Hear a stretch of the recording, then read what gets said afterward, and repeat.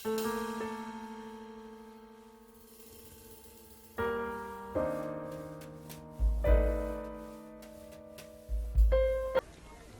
of judging? Have you the equipment to judge? Have you the right to judge? Should you judge at all?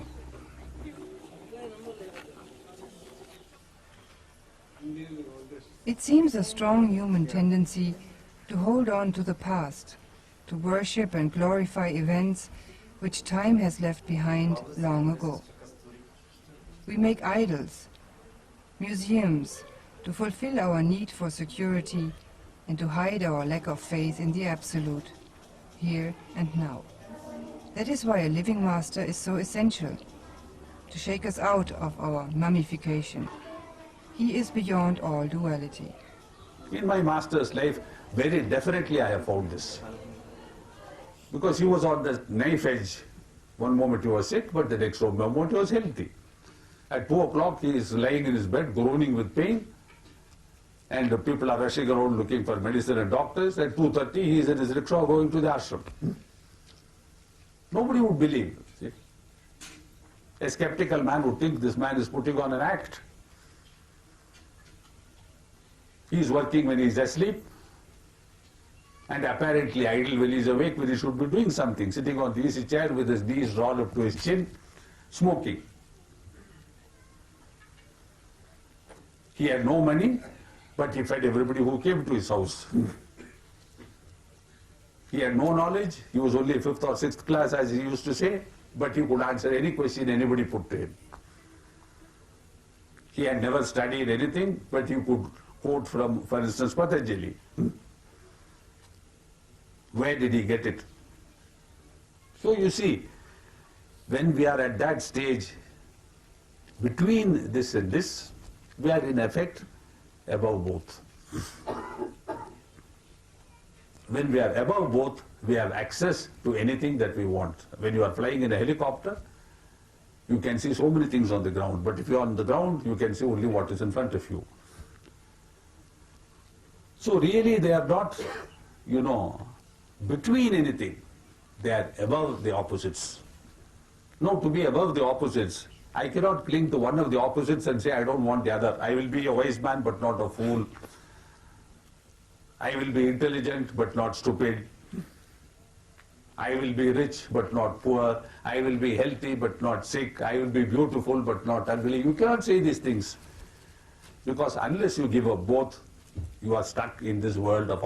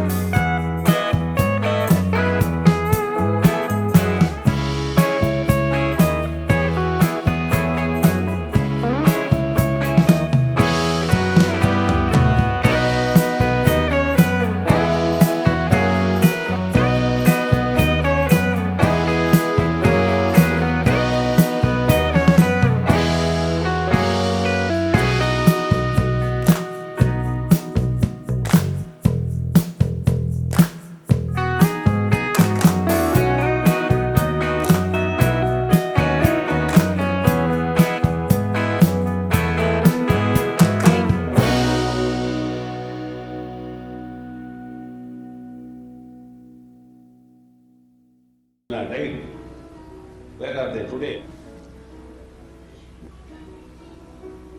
So who will not die? Only one who has earned the right to be immortal, not in this existence, but in a different way in the spiritual existence. Because this existence has to go. Why? Because it is gross, it is heavy, it is sick. It is the cause of both our pleasures and our miseries. Pleasure is through the body, sickness is through the body, of the body, in the body. Psychosomatic, it only means that not only is my body sick, but my mind is sick. In some way, my mind is making my body sick. Everything is in the mind. Hunger is a psychosomatic phenomenon. Nobody says, I am hungry. You see, of course, we point to the stomach. But if the appropriate center in the brain was not activated, I would never feel hungry. I would just die of hunger without knowing that I am dying of hunger. So everything is psychosomatic. What is not psychosomatic? Soma and psyche, body and mind, spirituality and psychology was the subject of a training seminar held at Sitapur.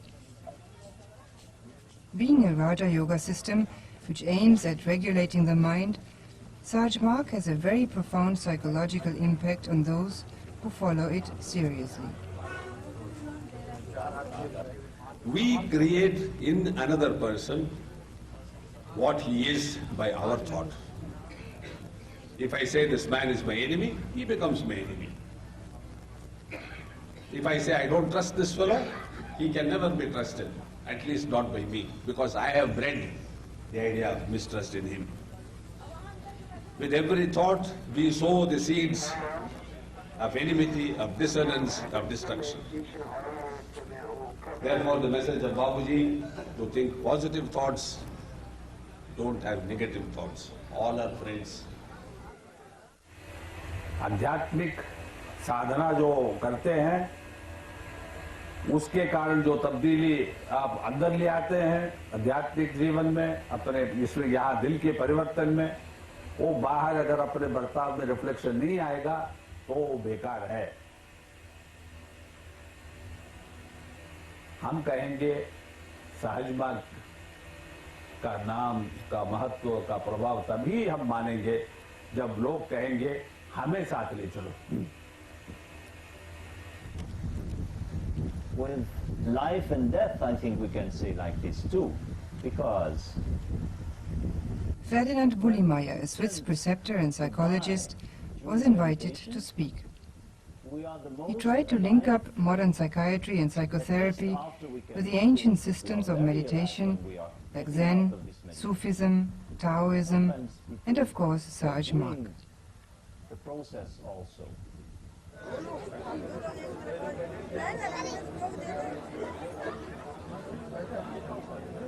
Like always in such training courses, both the theoretical as well as the practical aspects of sadhana were included.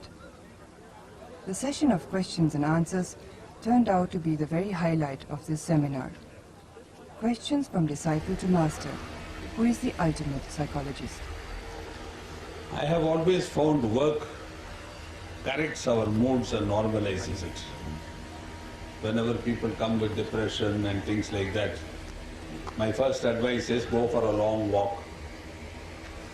Because physical activity does affect mental activity. And if you are just going to sit in a corner and brood and brood and brood, nothing is going to pull you out of it. Whereas if you start doing something, you, in a sense, detach your attention from yourself. Moodiness is nothing more than involvement, too much involvement with your own self. So, instead of moods affecting work, I think work affects moods if you are willing to work. Unfortunately, in this country, most of us are not willing to work. So moods remain moods. Please try it, because proof of the pudding is in the eating. I have a feeling that psychology or the usefulness of psychology, psychiatry, they are conditioned by the way of life. It is absolutely unquestionable that Western psychology has done immense service to mankind in unraveling the mysteries of the mind. There's no doubt about it. As a science, it is an enormously useful science and we must use it. So you see, I personally feel there is a distinction between the West and the East in a very fundamental way. Here we have big families. We have a lot of children. We suffer physically. I mean, even the rich people suffer, the poor suffer very much. But they suffer only physically. Mentally, they are healthy. Psychologically, they are healthy. Because nature prevails, nature has its way. There is this inner fulfillment, what he said about the psyche, you see, the soul. That is fulfilled. Whereas when we seek a material civilization, a material welfare, it is only the welfare of the body, soma. So I think in future you will find that Western psychology helps less and less Western people because they are going against nature in their aspirations towards more and more material welfare, comforts, things like that. So the civilization, the Western Occidental civilization which created psychology will not benefit from it. A basic human tendency is to project our problems and shortcomings onto others. But the actual source of the problem lies within ourselves. Thoughts are embedded in us, in our samskaras, and if you have nobody to talk to, you are going to think those same thoughts alone. There is no escaping from this. Therefore, Sahaj Marg says, when you meditate and the thoughts rise out of yourself as they will, because the lid is off, so to speak, neglect them, treat them as uninvited guests and they go. The problem is not with friendship or with companions or with anybody else. The problem is with us. One of the focal points, though, was the question of morality in the spiritual life. So, morality, transmorality, you see, transmorality is there in every situation. But what I think Ferdinand was referring to was the level of approach in a spiritual sense, where such considerations of moral and immoral, truth and lies don't exist anymore. See, God has no mind. How can you say he is moral or immoral? He has no body. How can you say he is moral or immoral? He has no form. How can you say he is beautiful or not beautiful? So to that level of spiritual elevation, where worth is given, and where, as Babuji emphasized so many times, a special personality has to do destruction too. Destruction for the sake of reconstruction. We cannot apply our human moral principles to such work. I mean, what is the morality when a thunderbolt falls and kills 200 people in, say, one part of Sitapur? Or an earthquake in Maharashtra kills 30,000 people. So in cosmic work, principles of individual morality don't apply. This is what I think Ferdinand was trying to imply when he spoke of trans-morality. We go beyond. It doesn't mean we can indulge in immorality and say, I am beyond morality. Like the kings of England said, the king can do no wrong. That is a wrong concept. Here it is the need to sacrifice principles for the sake of recreating a human society. The recreation is important. The destruction is only a way of achieving that recreation. Like, for instance, when we take an injection to cure a fever, infectious fever, millions of germs in our body are killed. Really speaking, it is immoral. How can you take so many millions of lives to protect your single life? But then there is a principle in Sahaj Marg which says the higher form of life should be protected from the lower forms of life. If a lion attacks a child, the child represents the human race and its future. It has to be protected from the lion. So what is the morality of the situation? So you see, morality is a narrow way of seeking protection behind principles which don't apply when we have to go beyond our limits of performance and capacity and responsibility.